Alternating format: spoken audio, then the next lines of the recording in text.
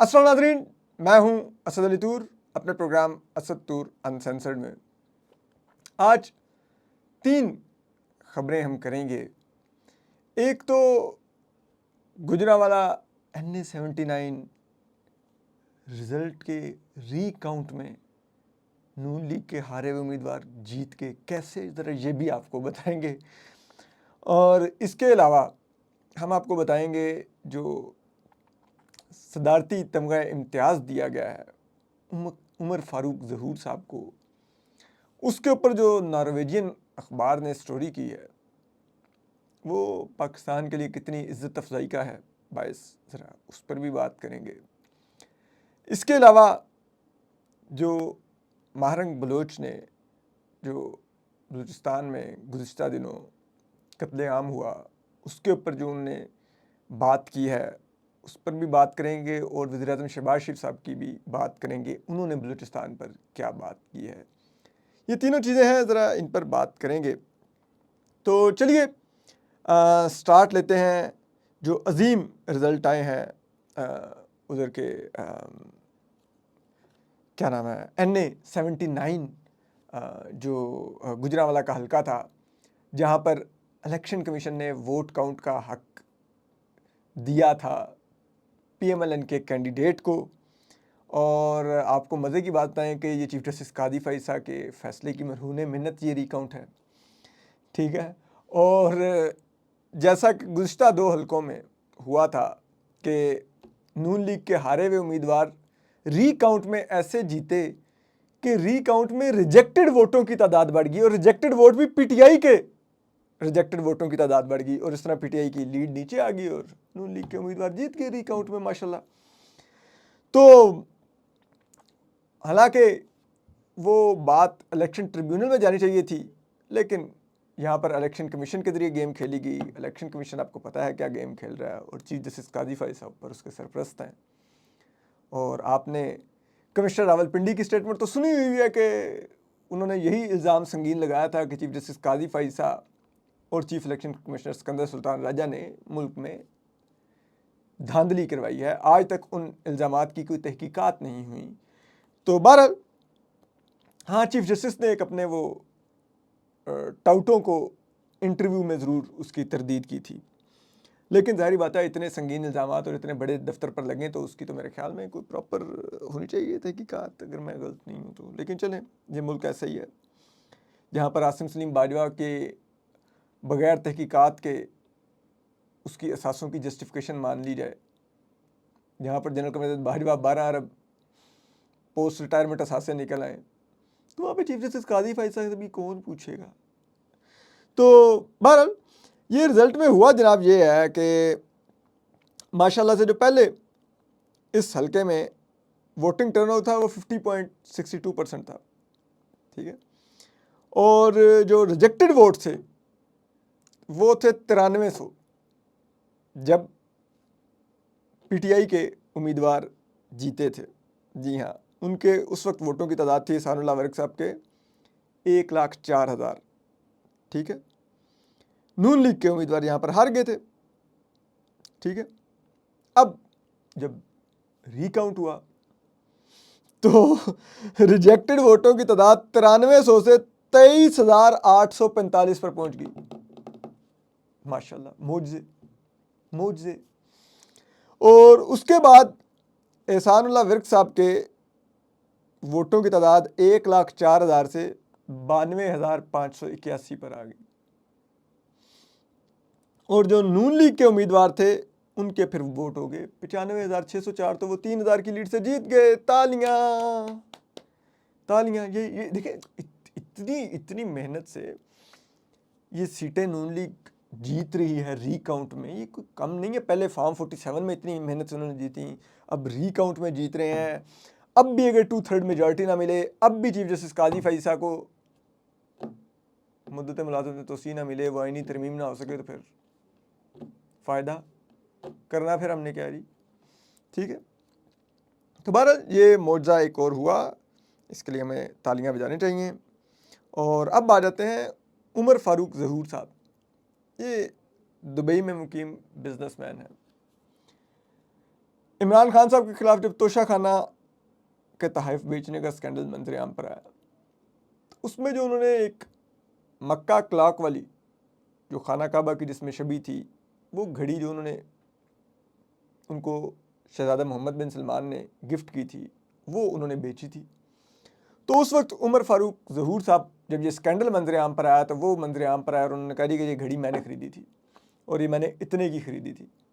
और इमरान खान साहब का क्लेम कुछ और था कि उन्होंने इस्लामाबाद में एक बेची है ये घड़ी और इतने की बेची है। उमर फारूक साहब मुख्तलिफ क्लेम के साथ आए। बहरहाल वो जो भी हुआ, अब उन उमर फारूक ज़हूर साहब को जनाब अभी कुछ दिन पहले हिलाले इम्तियाज़ का तमगा दिया गया, ठीक है। और अब कहा गया जी वो कोई इन्वेस्टमेंट लाए हैं, पता नहीं कौन सी लाए हैं, लेकिन बहरहाल उनकी ये खिदमात तो हैं कि इमरान खान साहब के ख़िलाफ़ एक जो अच्छा खासा बड़ा स्कैंडल था और जिसको मजहबी बुनियादों पर भी एक्सप्लॉइट किया गया कि देखो खाना काबा वाली घड़ी बेच दी और उनके फाइनेंशियल ट्रांसपेरेंसी के हवाले से भी, शफाफियत के हवाले से भी कि उनके माली मामलात में कितनी शफाफियत है उस हवाले से भी, और फिर कि उनके अखलाकी उससे भी कि उन्होंने देखो तहफ़ बेचते रहे वो।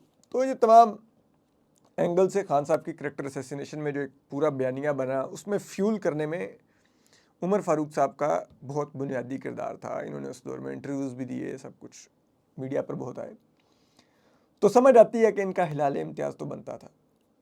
लेकिन अब नॉर्वेजियन पेपर इनके बारे में स्टोरी करता है कि उमर फारूक साहब जिनको पाकिस्तान ने हिलाल इम्तियाज़ दिया है, वो 2010 से बरतानवी हुकाम को मतलूब हैं। उन्होंने वहाँ के एक बैंक से नॉर्वेजियन करेंसी में 60 मिलियन, और अगर उसको अमेरिकी डॉलर में कन्वर्ट कर लें तो 1 मिलियन अमेरिकी डॉलर का, 1 के 10 मिलियन मेरे ख्याल में डॉलर का उन्होंने फ्रॉड कर रखा है, ठीक है। और इतने बड़े फ्रॉड के मुलजिम को नॉर्वेजियन अखबार लिख रहा है कि पाकिस्तान हिलाल इम्तियाज़ दे रहा है। हमने कितनी इज्जत कमाई आलमी तौर पर ये हरकत करके। अब ज़रा उनको ढूंढिए जिन्होंने इनको नामज़द करवाया होगा उमर फारूक ज़हूर साहब को कि इनको सदारती अवार्ड देना है, इनको हिलाल इम्तियाज़ देना है। किन के लिए इनकी वो खिदमात थीं जिसके बदले में ये अवार्ड दिलवाया गया। उस अफसर को तो कम से कम ज़रूर 21 तोपों की सलामी दीजिए और कोशिश कीजिए कि तोपों का रुख उस अफसर की तरफ हो जब वो सलामी दी जाए, ठीक है। तो पाकिस्तान को इस तरह की इज़्ज़त अफजाई करवाई जाती है पाकिस्तान की। और मैं हमेशा से कहता हूँ, लाइक अभी पिछले दिनों ये जो गुज़िश्ता दिनों पूरी एक सोशल मीडिया पे मुहिम चलाई गई बरतानवी सफ़ीर जेन मेरियट के ख़िलाफ़, वो मतलब क्या सोच के चलाई गई, मैं तो ये हैरान हूँ, ठीक है। और उसका फिर पाकिस्तान कहीं ना कहीं आलमी सतह पर सामना करेगा। आप बरतानिया से, हमारे लाखों पाकिस्तानी बरतानिया में बसते हैं, हमारा बरतानिया से ट्रेड रिलेशन है, सिक्योरिटी ट्रेड का बहुत रिलेशन है, हम बहुत ज़्यादा उनसे उसमें भी हेल्प लेते हैं। और अब जो किया गया है, ठीक है, तो कहीं ना कहीं फिर वो पाकिस्तान को ज़रूर बताएंगे कि ये जो हमारी सफ़ीर के साथ आपने किया इसके क्या नताइज होंगे। तब देखें, नॉर्वे भी एक यूरोप का अहम मुल्क है। अफ़गानिस्तान में इस वक्त जो मगरबी दुनिया तालिबान को इंगेज कर रही है और जो मामलात चला रही है, उसमें नॉर्वे की है, ठीक है। वो तमाम जो राब्ते का चैनल है वो नॉर्वे है। मगरिब में अमेरिका, यूरोप, ऑस्ट्रेलिया, कनाडा, इन तमाम ममालिक का जो तालिबान से राब्ते का चैनल है वो नॉर्वे है। तो नॉर्वे की भी अपनी अहमियत है। तो नॉर्वे से क्या मैसेज आया कि जनाब आपने जिसको हमने 60 मिलियन नॉर्वेजियन करेंसी का जो हमारे यहाँ फ्रॉड करके गया हुआ है, आप उसको हिलाल इम्तियाज़ देते फिर रहे हैं। तो माशाल्लाह माशाल्लाह, तालियां बजाइए, तालियां बजाइए। ठीक है, पाकिस्तान आलमी तन्हाई से निकल रहा है, बहुत निकल रहा है। ठीक है, अब आगे आ जाइए कि गुज़िश्ता दिनों बलूचिस्तान में कत्लेआम हुआ। नहत्ते पंजाबी जो गरीब घरों के थे, कोई लिया, कोई कहीं का, कोई डेरा गाजी खान का, बेचारे फ्रूट ले जाते थे, आते थे, उनको शहीद किया गया। निशाना बने, बेचारे अपने घर का रोज़ी रहे थे, छोटे छोटे गरीब लोग थे, घरानों के लोग। आप उनकी कहानियाँ सुने, बड़ी दर्दनाक हैं। लेकिन बजाय इसके कि बंदूक बरदारों की मजम्मत और उनके बारे में बात की जाती, वहाँ पर जो पुरअमन एक तहरीक चला रही हैं, लापता अफराद के लिए, उनके हकूक़ के लिए जंग लड़ रही हैं, महारंग बलोच, जिनके अपने वालिद रियासती, जिसे कहते हैं ना, उसमें वो उनको कत्ल किया गया हिरासत में, वो महारंग बलोच फिर भी पुरअमन जद्दोजहद कर रही हैं। उन्होंने कई दीगर जो बलोच बच्चियों ने, माहल बलोच या उन्होंने जो खुदकुश हमले का रास्ता अपनाया, महारंग ने ऐसा कोई रास्ता नहीं अपनाया, ना ही कभी ऐसे रास्तों की हमायत की। लेकिन हमारे यहाँ पे तो फिर वो टाउटों की पूरी ब्रिगेड है, ओ महारंग क्यों नहीं मजम्मत कर रही, महारंग क्यों नहीं कर रही। तो अब महारंग बलोच ने एक बयान जारी किया। हमने तो गुज़श्ता रोज़ कहा था कि महारंग वहाँ पे ग्राउंड पे बैठी हुई है, आप क्यों उसको वल्नरेबल कर रहे हैं कि कल को उसको मार दिया आके, अलहदगी पसंद की, तुमने हमारी मजम्मत कैसे की, वो नहत्ती बच्ची है। ठीक है, तो बहरहाल अब महारंग ने एक स्टेटमेंट जारी की है अपनी तरफ से और बलूचिस्तान यकजहती कौंसिल की तरफ से। तो महारंग का कहना है कि गुज़िश्ता चंद दिनों से बलूचिस्तान में नहत्ते शहरियों पर तशद्दुद के हवाले से हमारे मौक़िफ़ के हवाले से काफ़ी तनकीद हो रही है। महारंग ने जो बलूचिस्तान में जो पंजाबी शहीद किए गए, उनके बारे में नहत्ते शहरियों का वर्ड यूज़ किया है। ठीक है, यानी कि वो कह रही हैं कि ये पुरअमन लोग थे, नहत्ते थे, इनको यूं कत्ल किया गया। ठीक है, फिर वो आगे लिखती हैं कि पहले दिन से मेरी पोजीशन बहुत वाज़ेह है, हम पुरअमन कारकुन हैं जो अदम तशद्दुद के लिए पुरअज़म है। यानी कि महारंग ये क्लियर कर रहे हैं कि भाई हमारी तो पहले दिन से तहरीक ही तशद्दुद के ख़िलाफ़ है और हमने हमेशा अमन से, पुरअमन जद्दोजहद की बात की है।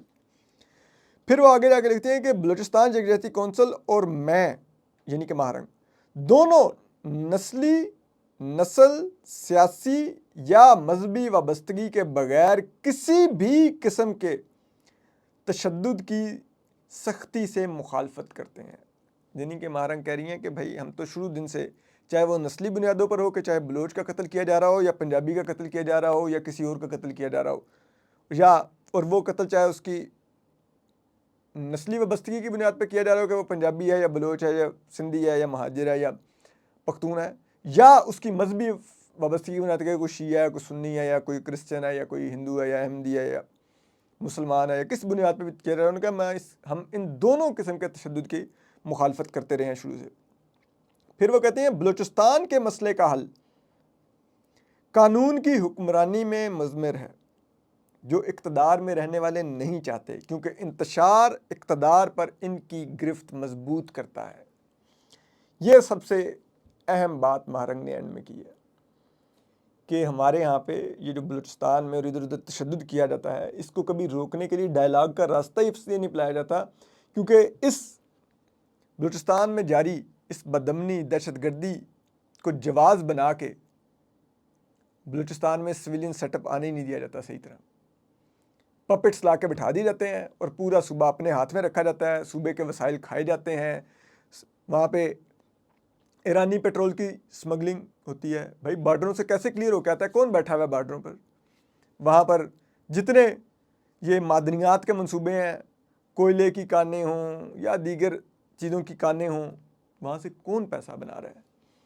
ठीक है, वहाँ पे सड़कों के ठेके कौन ले रहा है?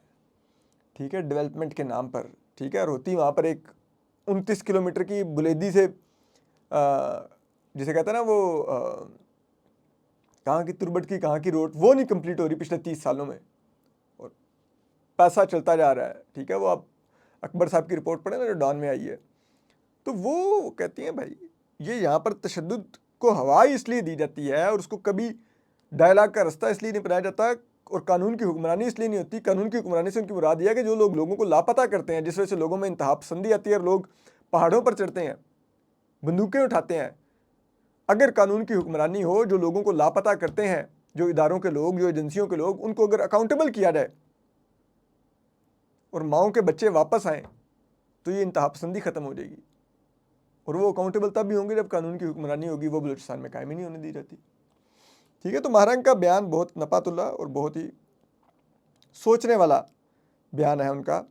उसके बाद अब आते हैं कि वज़ीर-ए-आज़म शहबाज शरीफ साहब का सुनिए कि उन्होंने कल एक तो मुलाकात की जो बलूचिस्तान में जाँ बाहक होने वाले लोग थे उनकी फैमिली से। इसके अलावा उन्होंने एपेक्स कमेटी के एक खुसूसी इजलास में शिरकत की बलूचिस्तान के मसले पर। उन्होंने कहा कि हम दहशतगर्दों से मुज़ाकरात नहीं करेंगे, इन्हें कुचल देंगे, बलूचिस्तान में बदअमनी का खात्मा करेंगे।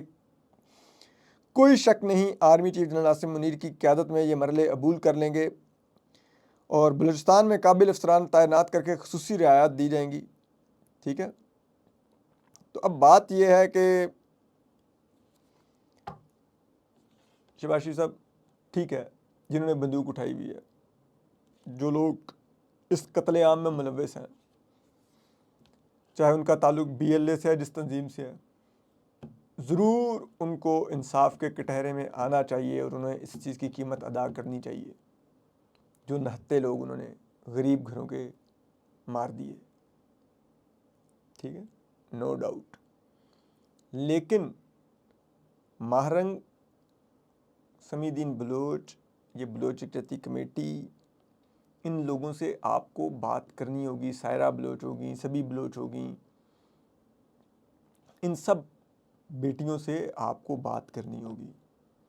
मैं फिर कहूँगा, अमन की कुंजी इनके हाथ में है। बलूचिस्तान को वापस कौमी धारे में लाने की और वफाक के साथ नए सिरे से जोड़ने की जो कुंजी है वो इन बेटियों के हाथ में है। इनके सर पे हाथ रखें। बूटों के बीच में बैठने की बजाय इन बेटियों के बीच में जाके बैठिए, इनसे हल तलब कीजिए, इनके ग्रीवियंसेस सुनिए, उनको एड्रेस कीजिए। ये हम बलूचिस्तान को आंखें दिखाते रहेंगे तो ये मसले का हल नहीं है। बाकी चॉइस आपकी है, हमारा काम है आपको कड़वे से कड़वा सच बोल के बताना। ना यकीन आए, आपको लगे कि पहली दफ़ा तारीख़ में इतना करीबी ताउन चल रहा है मेरा, तो आप फिर उस ताउन को एंजॉय कर लें, लेकिन फिर उस ताउन की जो कीमत अदा करेगा पाकिस्तान, वो भी अपने जहन में रखिए। अपना ख्याल रखिए। अल्लाह हाफ़िज़।